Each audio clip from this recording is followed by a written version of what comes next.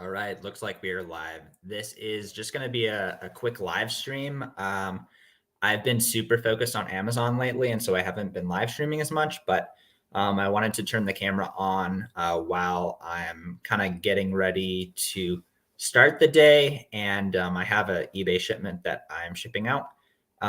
So I figured I'd just turn on the camera, answer any questions, just hang out with anyone who also happens to be working at this time of day. So yeah, if you guys have any questions, let me know.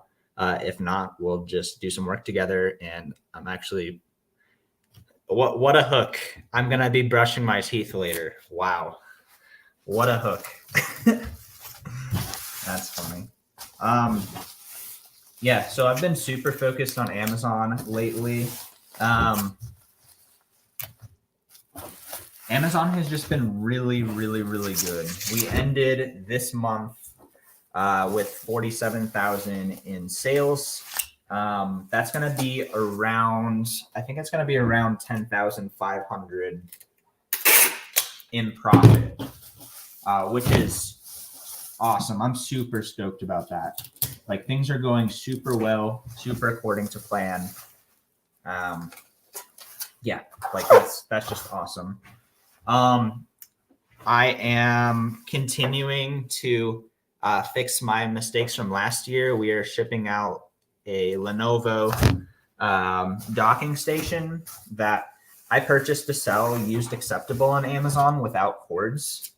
And I had a lot of returns on those. And so I've been selling some items on eBay for a loss to just liquidate those.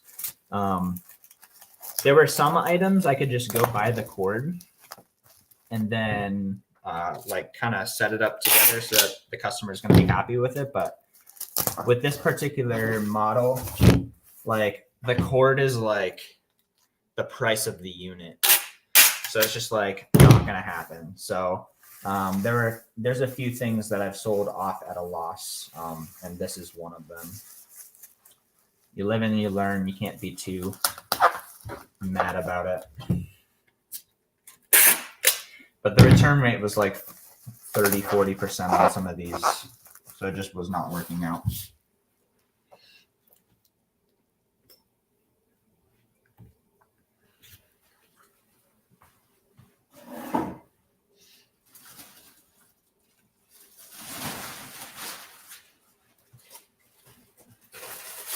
And it was kind of funny the other day. I thrifted and I listed something on eBay. I listed on eBay because I tried to list it on Amazon and it was saying like I was restricted or like I couldn't sell it for some reason. And so I listed on eBay and it sold very quickly. And the eBay store name was an Amazon seller that I have seen like relatively frequently. So, and it was interesting because he was definitely gonna do some online arbitrage with that. But then he returned it and he was like, this isn't new. So, I mean, I guess I thought it was new enough to be called new, but he did not agree. So we gave him a refund. I got my item back. Good and great. All right, so we packaged up that item. Now we need to actually fill out the details and get it shipped.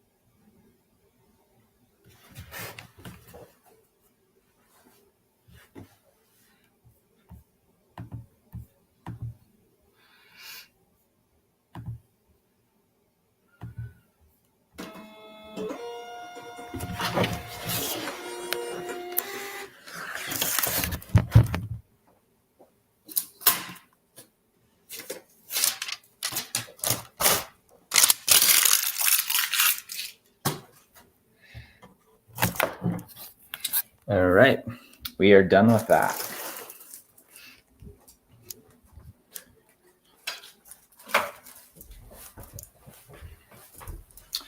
So if anyone is super at the beginning stages of reselling, what you can do is if you make a sale on eBay, or if you're listing your Amazon FBA items, you can make a pickup for those items and have that go straight.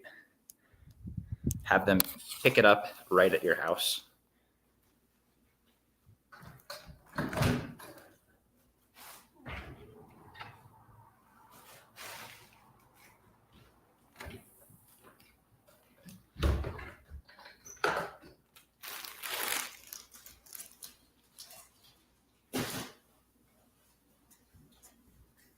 That way I literally don't have to drive to the post office just for this.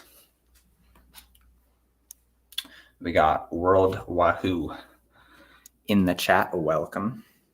What categories do you sell to maintain your 93% sell-through rate on Amazon? You could do a 93% sell-through rate in 90 days in any category. You just have to make sure that you're selling the fastest moving stuff in that category. But I sell electronics, office supplies, tools, computer accessories, some health and household as well.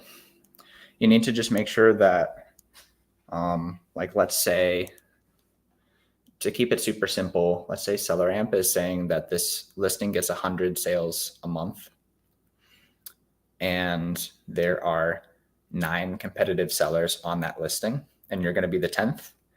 That would equate that you could get 10 sales a month. So you wouldn't ever want that ratio to be under 1, because then you probably won't get that sale in a month.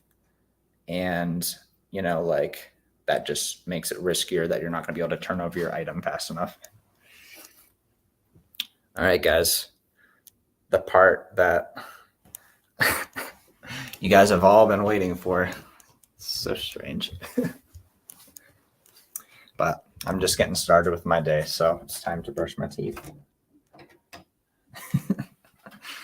Premium content.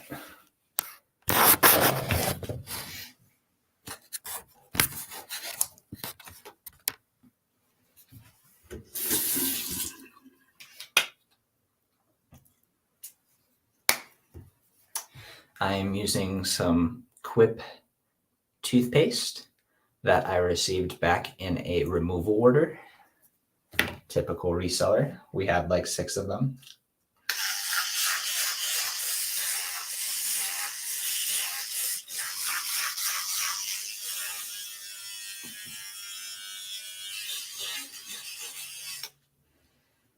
I'll answer more in a second.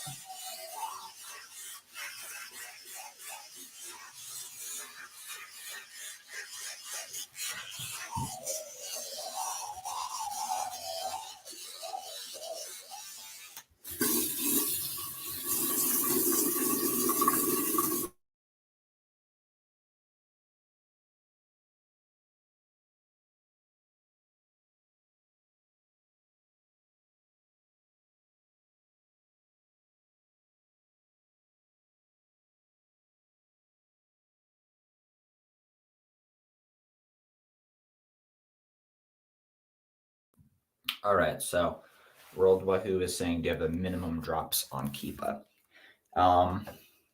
I really don't use that. I used that feature like 2 years ago as I was getting started with OA, and I found that I was being way too conservative. Like, there's a lot more sales than drops on Keepa. So if you go buy drops on Keepa, you're probably going to, like think you can only sell 2 a month, but really it sells like 5 a month. So I don't use that. No.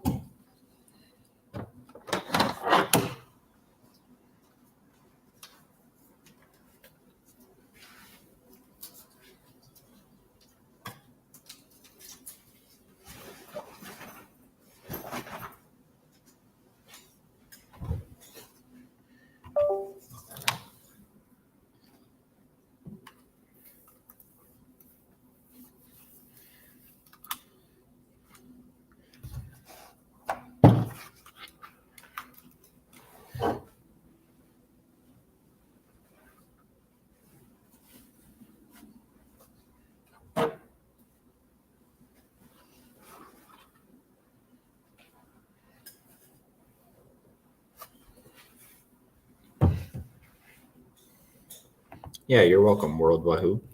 I like your name, by the way.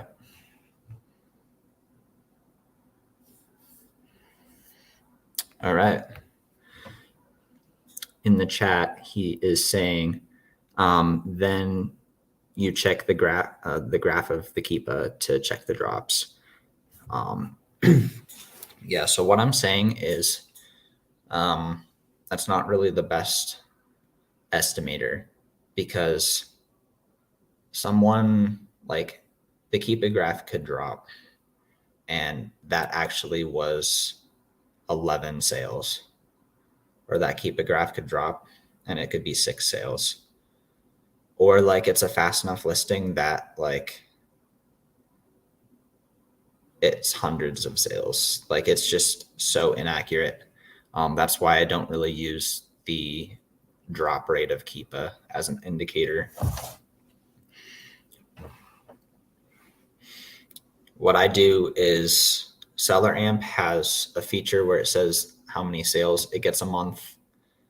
And then there's also the offers tab, and you can click historical offers, and you can get a ballpark gaze of how many items are selling every month.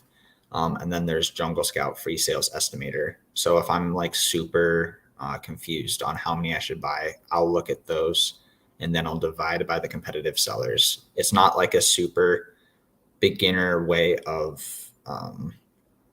determining how many sales a month, but like it's just a way that I've found that I like to do. And these days I kind of just see like, okay, the offers tab shows that there's sales happening. Like, yeah, I'm comfortable buying 3 of these. That's kind of how I do it. We got Sam N in the chat. How many listings do you need in order to make consistent sales every day? So you could have 1 listing and sell something 10 times a day if that's an item that sells quickly and you have multiple of them. Or you could have 1,000 listings and not even sell 1 a day. It really matters, like, what velocity is that item? Like, how fast does that item actually sell? Or the items in your store actually sell? So, I mean, should probably just make sure that the items that you're selling actually are getting a lot of sales, and then you're going to get sales for sure. We got Lindsay Hay in the chat. Do you know what the other seller fees are on the payment breakdown and if it's incorporated into the revenue calculation?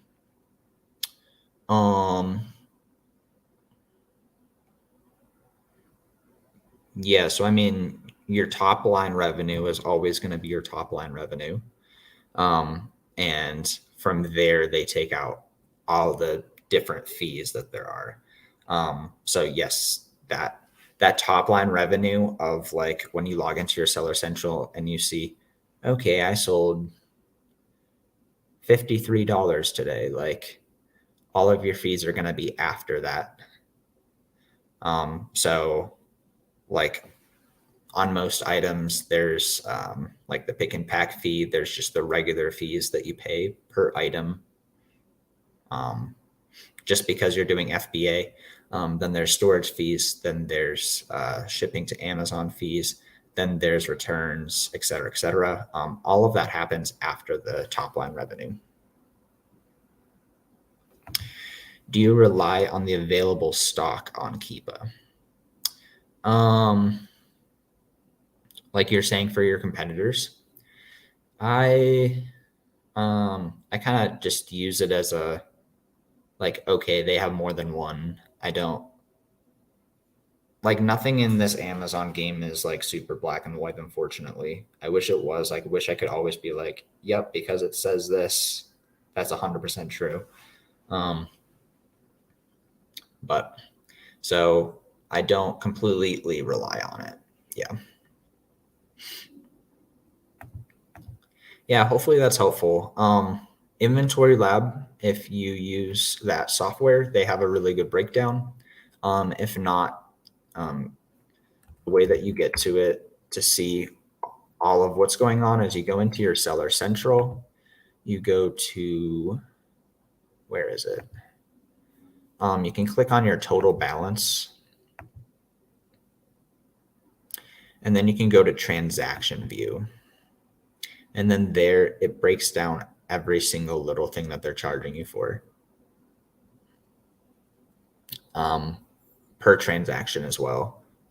So let's say you sold an electronic for $100. It'll say the total of what your top line revenue is. It'll say what your total of Amazon fees are, and it'll say exactly how much money you're getting back from that transaction. And then anytime there's like a removal order fee or anything else like that, it's going to be in that transaction report. And so you can see all of what's going on in your Amazon store like that.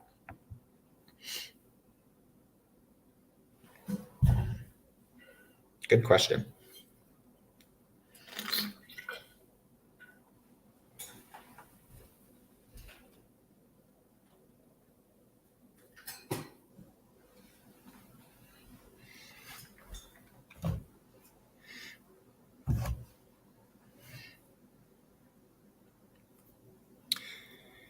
For those of you guys in the chat, where are you guys at in your reselling journey? How long have you guys been selling?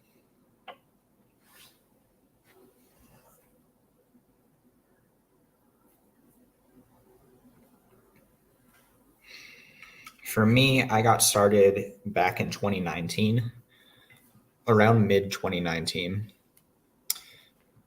And for a long time, I didn't even sell on Amazon. But I've been on Amazon close to 2 years now.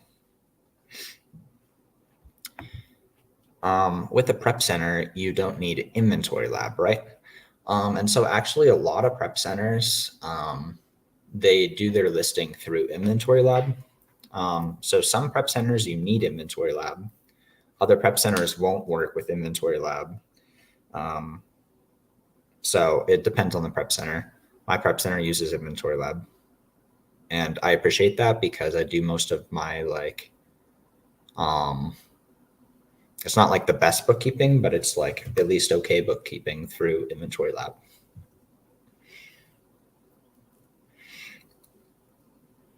An Inventory Lab, like just for the ASIN profitability alone, I would probably pay for it. Like that's a really helpful feature.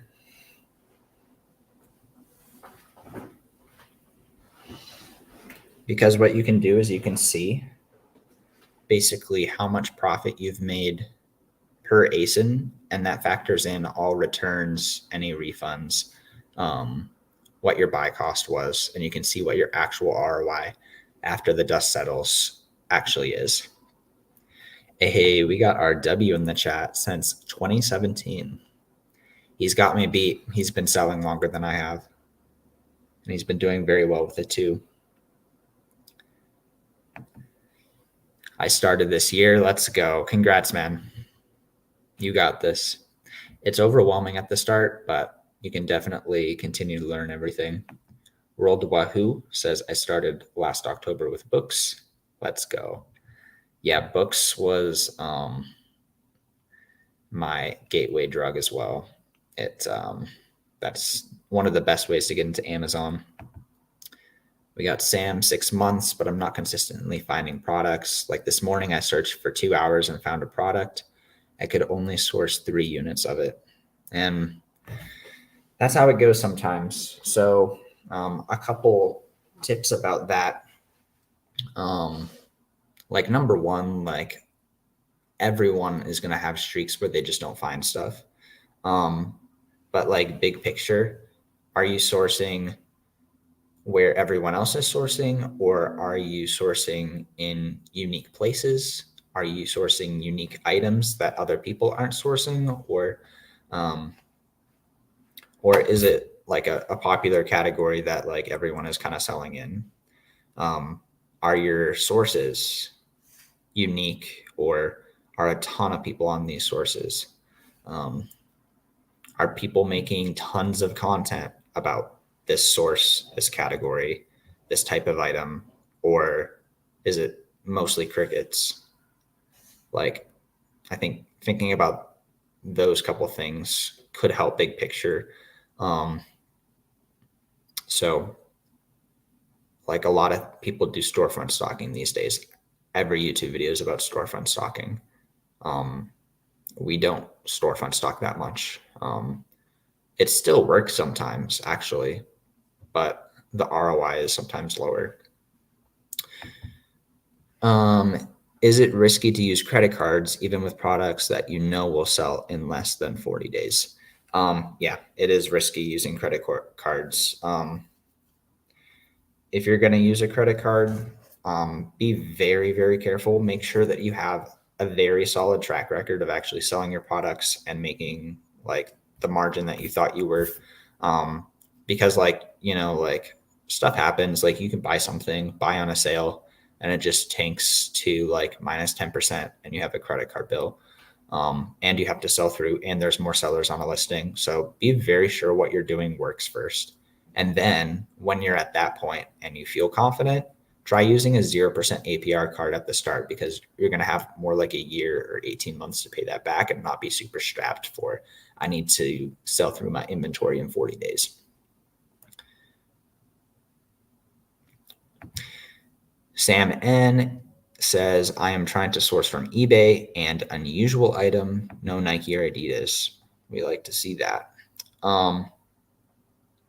Yeah. So let's see here.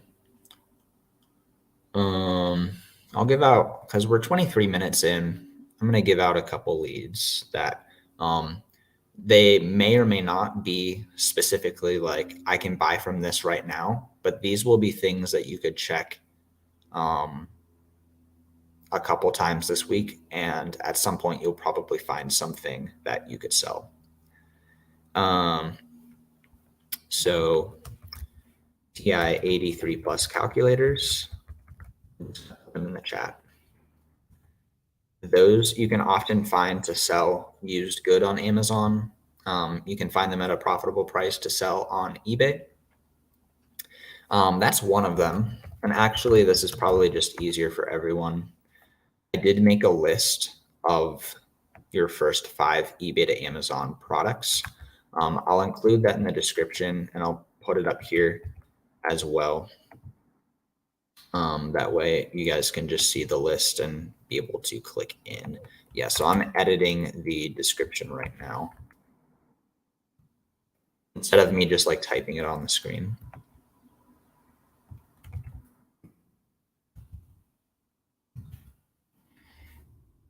All right, so